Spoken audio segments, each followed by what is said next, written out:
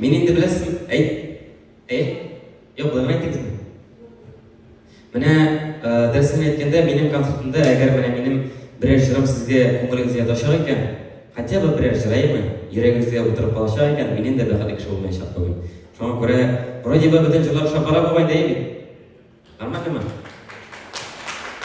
Ya, rahmat, Allohga shukr.